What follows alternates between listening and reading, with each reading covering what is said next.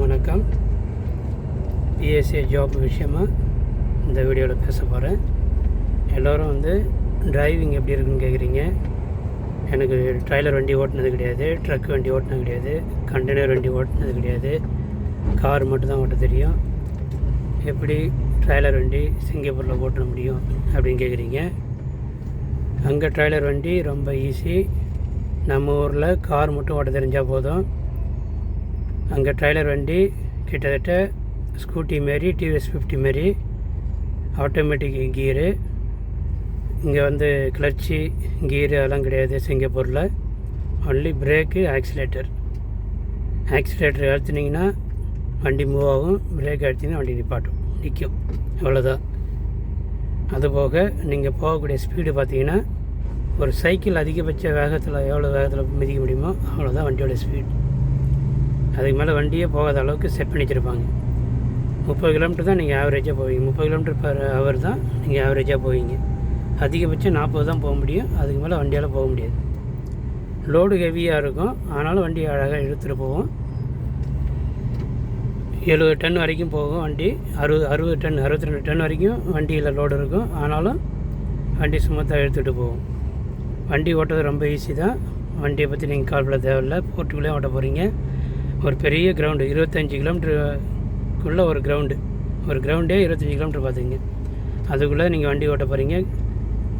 எப்போதுமே வண்டி ஒரு நாள் முழுக்க ஓடிக்கிட்டே இருக்காது. ஒரு 10 நிமிஷம் ட்ரைவ் பண்ணிங்க, ஒரு அரை மணி நேரம் வண்டி அப்படியே நிற்கும், கியூவை ஃபாலோ பண்ணி நிற்கும். அப்புறம் ஒரு 1/2 hour 1 hour ஓட்டிங்க, அப்புறம் ஒரு 10 நிமிஷம் 20 நிமிஷம் நிற்கும். ஒரு 5 நிமிஷம் வண்டி ஓட்டிங்க, ஒரு 10 நிமிஷம் நிற்கும். அதில் ஒரு 1/2 hour ஓட்டிங்க, ஒரு 1/2 hour நிற்கும். இப்படியே போகும். ஒரு நாளைக்கு அதிகபட்சம் 100 கிலோமீட்டர் தான் ஓட்டுவீங்க. அதுக்கு மேலே ஓட்டுறதுக்கு வாய்ப்பு இல்லை. 12 மணி நேரமே ஓட்டினா கூட ஒரு நாளைக்கு அவ்வளோதான் ஓட்ட முடியும். என்ன வேலைன்னா, கடற்கரை ஓரமாக கப்பல், பெரிய பெரிய கப்பல் நிற்கும். கப்பல்லேருந்து இருக்கிற கண்டெய்னரை தூக்கி நம்ம வண்டியில் வைப்பாங்க. அந்த கண்டெய்னரை தூக்கிட்டு கிரவுண்டில் வைக்கணும். கிரவுண்டில் இருக்க கண்டெய்னரை தூக்கிட்டு போயிட்டு கப்பலில் வைக்கணும். இதை நம்ம மேனுவலாக அதை தூக்குறது கிடையாது, எல்லாம் ஆட்டோமேட்டிக் மெஷின் தான். நம்ம போய்ட்டு அந்த கீவை ஃபாலோ பண்ண போதும். கீழே இருக்கிற கண்டெய்னரை அல்லது நல்ல ஹைட்டில் இருக்கிற கண்டெய்னரை வித்தின் ஒரு 10 செகண்டில் 10 to 15 செகண்ட் நம்ம வண்டியில் கரெக்டாக தூக்கி வச்சிடும். மெஷினே தூக்கி வச்சிடும். நம்ம எதுவும் திறந்து பார்க்க தேவையில்லை, உள்ளே என்ன இருக்குன்னு பார்க்க முடியாது, பார்க்கவும் போகிறதில்ல. உடனே ட்ரைவ் பண்ண போகிறோம், அவ்வளோதான். அதிகபட்சம் அது தூக்கி வச்ச பிறகு ஒரு 3 கிலோமீட்டர் டு அதிகபட்சம் 5 கிலோமீட்டர் ஓட்டிங்க. அப்புறம் அங்கே போய் நின்ன உடனே ஆட்டோமேட்டிக்காக ஒரு மிஷின் ஆட்டோமேட்டிக் கிரேனு, நமக்கு தலைக்கு மேலே கிரேன் இருக்கும். ஆட்டோமேட்டிக்காக வித்தின் ஒரு 10 செகண்டில் தூக்கி கீழே வச்சிடும். திருப்பி வேறு எங்கேயா இருக்குது தரல இருக்க தூக்கி வண்டியில் வச்சதுக்கப்புறம் நீங்கள் கப்பலில் கொண்டு போகிறீங்க. இதுதான் வேலை. ஒன்லி கண்டெய்னரை தூக்கிட்டு போகிறது, தூக்கிட்டு வர்றது. கண்டெய்னரை போர்ட்டுக்குள்ளே யாரும் திறந்து பார்க்க போகிறதில்ல, யாரும் லோடு ஏற்ற போகிறதும் இல்லை. உள்ளே என்ன பொருள் இருக்குன்னு தெரியாது, நம்ம ஏற்ற போகிறதும் இல்லை. அங்கேயும் யாரையும் திறந்து பார்த்து உள்ளே லோடு ஏற்ற போகிறதில்ல. கண்டெய்னர் இறக்கி வைக்கிறது, ஏற்றி வைக்கிறது, இவ்வளோ தான் வேலை. வண்டி ரொம்ப எளிமையாக இருக்கும். வலது கால் மட்டும் தான் நீங்கள் பிரேக் எடுத்தீங்க, ஆக்சிலேட்டர் எடுத்தீங்க. இடது காலுக்கு வேலையே இல்லை. அதுக்கப்புறம் ஸ்டேரிங் இருக்குது, வண்டியை திருப்ப போக, அவ்வளோதான். இவ்வளோதான் இது. மற்றபடி அது வண்டிக்கு கீ கிடையாது, ஆன் ஆஃப் சுவிட்செலாம் கீலாம் கிடையாது. வண்டியை எப்போ எடுத்தினாலும் வண்டி போகும், வண்டி நிப்பாட்டினா நிற்பாகும். கிட்டத்தட்ட பேட்டரிக்கு வண்டி மாரி. சரிங்களா? வண்டி ஓட்டுறது ரொம்ப ஈஸி தான். அது போக அங்கே கற்றுக் கொடுப்பாங்க. அங்கே போய்ட்டு 3 மாதம் ட்ரைனிங் இருக்குது. எல்லாருமே கற்றுக்கலாம், ரொம்ப ஈஸி. நான்லாம் டிரைவிங் ஸ்கூலில் கற்றுக்கிட்டேன் கார் ஓட்டுறதுக்கு. அதுக்கப்புறம் 2 வருஷமாக காரை தொடவே இல்லை. டிரைவிங் ஸ்கூலில் கற்றுக்கிட்டது தான். அப்புறம் பிஎஸ்சி என்ட்ரின்னு கேள்விப்பட்டு அப்புறம் இன்ட்ரிவியூக்கு போனேன். இன்ட்ரிவியூவில் போய் ட்ரைனிங் ஒரு 15 நாள் ட்ரைனிங் கொடுத்தாங்க. அந்த ட்ரைனிங் சும்மா ஒரு பேருக்கு தான், ஆனாலும் அதை வச்சு அவன் பாஸ் பண்ணிடலாம். பாஸ் பண்ணுற அளவுக்கு ட்ரைனிங் கொடுப்பாங்க. அதுக்கப்புறம் சிங்கப்பூரில் தான் நம்மகிட்ட வண்டி ஓட்டவே ட்ரைனிங் கொடுப்பாங்க. எல்லாமே நம்ம அங்கே கற்றுக்கலாம். ட்ரைலர் ஓட்ட கற்றுக்கிட்டதே சிங்கப்பூரில் பிஎஸ்சி கம்பெனியில் நான் ஓட்ட கற்றுக்கிட்டேன். அங்கே ஓட்ட கற்றுக்கிட்டு அங்கே ஒரு 8 வருஷம் வேலை செஞ்சேன். அதுக்கப்புறம் இப்போ யூரோப்பில் வேலை செய்கிறேன். சரிங்களா? இங்கே சேலரி அதிகம், பல வருஷம் அங்கே வேலை செஞ்சேன். அதுக்கப்புறம் இங்கே வேலை செஞ்சிட்ருக்கேன், நல்ல சேலரி. நீங்களும் சிங்கப்பூர் வந்ததுக்கப்புறம் இங்கே வர்றது கொஞ்சம் ஈஸி. வருஷத்துக்கு ஒரு முறை இன்டர்வியூ இருக்கும், அதில் அட்டன் பண்ணுங்கள். ஏஜென்ட் நேமில் உங்களுக்கு சொல்கிறேன், எங்கே போகணும், எங்கே இன்டர்வியூ அட்டன் பண்ணணும் உங்களுக்கு பிற்காலத்தில் சொல்கிறேன். வரும்போது ஹெவி லைசன்ஸில் வந்தீங்கன்னா யூரோப்புக்கு நீங்கள் ஈஸியாக வரலாம். ஒன்லி பேட்ச் லைசன்ஸ் வந்தீங்கன்னா திருப்பி நீங்கள் ஒரு நாள் லீவில் போயிட்டு ஹெவிலாம் அப்ளை பண்ணிட்டு வந்தீங்கன்னா அப்புறம் பிற்காலத்தில் நீங்கள் யூரோப்புக்கு வரலாம். அதுக்கான வாய்ப்புகள்லாம் ரொம்ப எளிதாக இருக்கும்.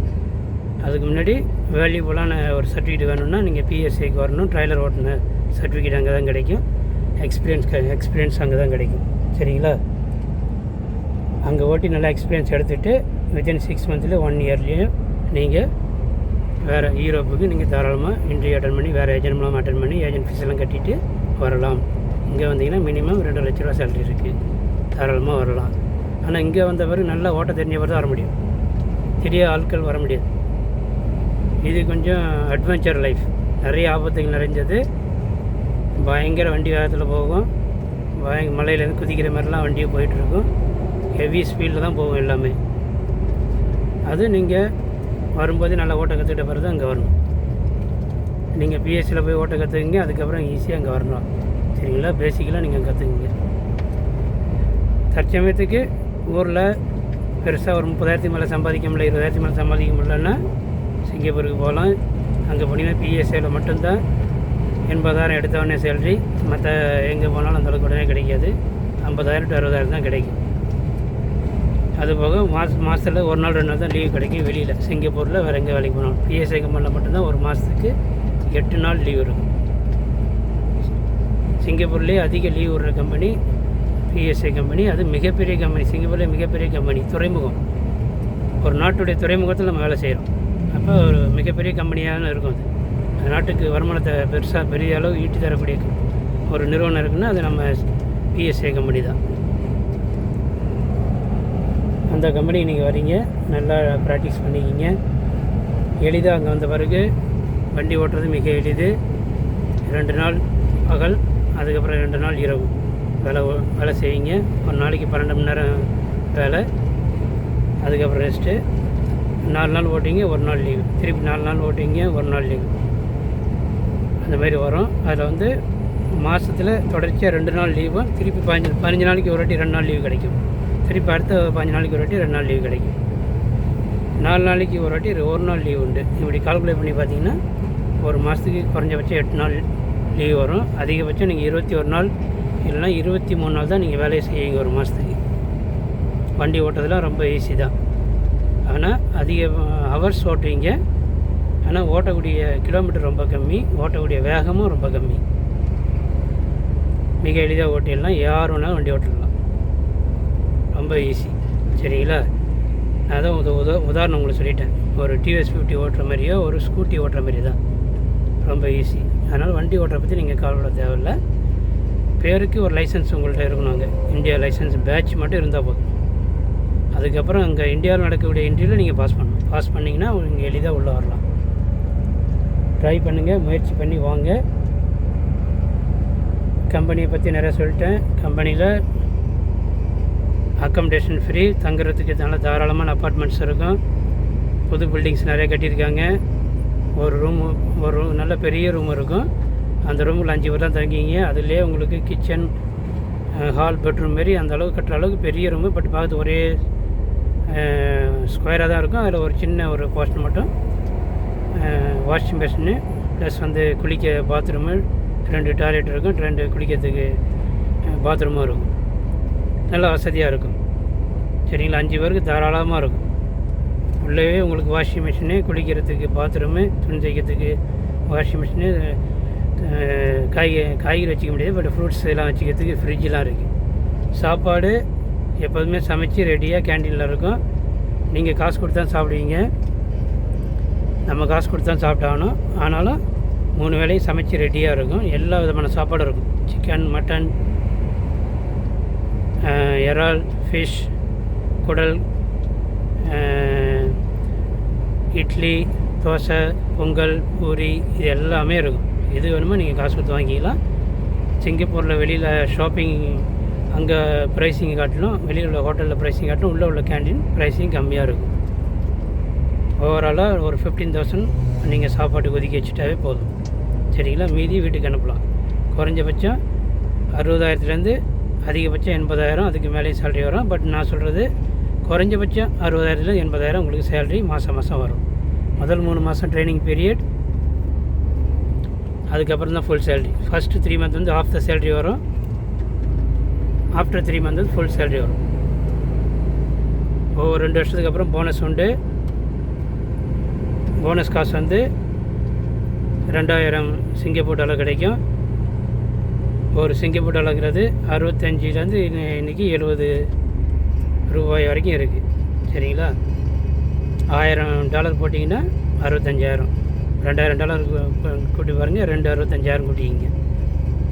2 வருஷத்துக்கு அப்புறம் கிடைக்கும். Plus flight ticket. அது போக ஊரில் இருக்கும்போது அந்த மாத சம்பளமும் வரும். நிறைய பெனிஃபிட்ஸ் இருக்குது. ஒவ்வொரு கான்ட்ராக்ட் முடியும் போதும் கூடுதலான போனஸு, கூடுதலான லீவுகள் இருக்குது, வேல்யூபிளான சர்டிஃபிகேட், நல்ல அனுபவம் நீங்கள் அங்கே எடுத்துக்கிட்டு அதை வச்சு நீங்கள் வெளியில் ட்ரை பண்ணலாம். பல நாடுகளுக்கு ட்ரை பண்ணலாம். முக்கியமாக யூரோப்பு, என்ன மாதிரி யூரோப்புக்கு ட்ரை பண்ணலாம். யூரோப்பு இப்போ தான் எல்லாருக்கும் தெரிய வருது. அது இப்போ தான் இந்த வேலைவாய்ப்பெல்லாம் ஓப்பனில் இருக்குது. கடந்த ஒரு 2 வருஷமாக இதுக்கு முன்னாடி இல்லை. இனி நீங்கள் வரக்கூடிய ஆளுங்க ஓரளவு எக்ஸ்பீரியன்ஸ் எடுத்துகிட்டு அடுத்த கட்டமாக எங்கே போகலான்னு நீங்கள் பார்த்துங்க. ஒரு 2 வருஷம் ஒர்க் பண்ணுங்கள்.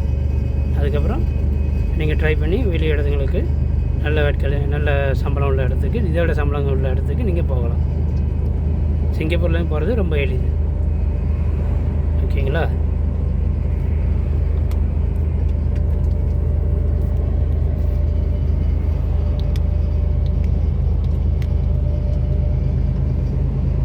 நான் பென்ஸ் வண்டி ஓட்டிகிட்ருக்கேன். கையில் வீடியோ எடுத்துகிட்டே ஓட்டுறேன். கொஞ்சம் கஷ்டமாக இருக்குது.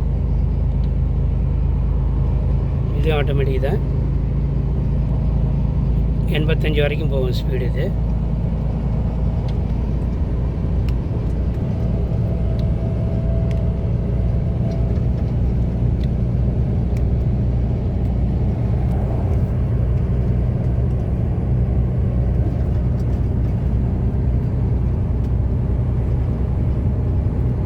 பாரிஸில் போயிட்டுருக்கேன் இப்போதைக்கு. லண்டன் இன்னும் ஒரு 200 கிலோமீட்டர் தான். லண்டனுக்கு பொருள் ஏற்றிட்டு போயிட்டுருக்கேன். ஒரு 30 கிலோமீட்டர் போயிட்டு கடற்கரை வந்துடும். அதுக்கப்புறம் 2 மணி நேரம் கப்பலில் பயணம், வண்டியோட கப்பலில் பயணம். அதுக்கப்புறம் லண்டனில் ஒரு 300 கிலோமீட்டர் அங்கே போயிட்டு பொருள் இறக்கிட்டு திருப்பி இங்கே வரும்.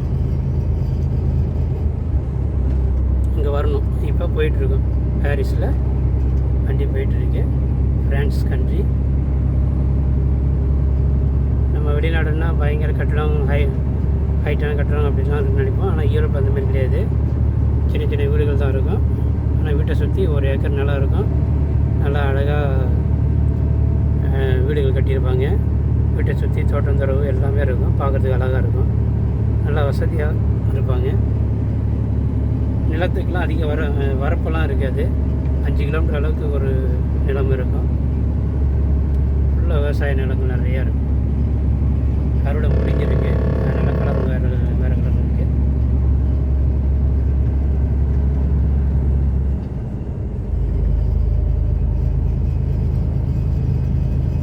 பிஎஸ்சி ஜாப்பை பற்றி நிறைய யூடியூப்பில் போட்டிருக்கேன். பழைய வீடியோக்கள் எடுத்து பாருங்கள். அதில் முழு விளக்கம் நிறையா கொடுத்துருக்கேன். சரிங்களா? அங்கே தங்குற இடத்துல இன்டர்நெட் ஃப்ரீ, ஒய்ஃபை ஒவ்வொரு ரூமுக்கும் தனி ஒய்ஃபை இருக்குது. இன்டர்நெட் கனெக்ட் பண்ணிக்கலாம். நெட்டு படம் டவுன்லோட் பண்ணிக்கலாம் எவ்வளோனாலும். வெளியில் போகிறதுக்கு நமக்கு கண்டிப்பாக ரீசார்ஜ் பண்ணி ஆகணும். பட் ரூம்குள்ளே இருக்க வரைக்கும் தேவையில்லை. சரிங்களா? மற்றபடி லீவு நாட்களில் எப்போ வேணாலும் வெளியில் போகலாம். லீவு நாளில் அதிக லீவு இருக்கும்போது ஏதாவது ஒரு நாளைக்கு எக்ஸ்ட்ரா டியூட்டி வேணுமான்னு கேட்பாங்க. விருப்பம் உள்ளவங்க வேலை செய்யலாம், இல்லைன்னா ரெஸ்ட் எடுக்கலாம். சரிங்களா? முன்னாடி போது பாருங்கள். இந்த மாதிரி வண்டி தான் நான் ஓட்டிகிட்டு இருக்கேன்.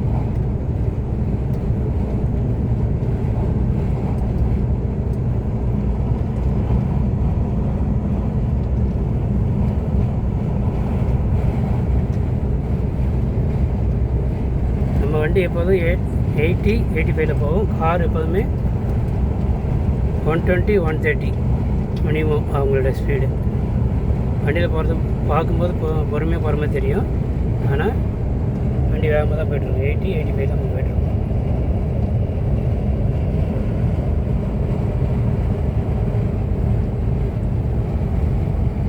Okay brothers, all the best. Interview attend பண்ணுங்கள். நல்லபடியாக பாஸ் பண்ணுங்கள்.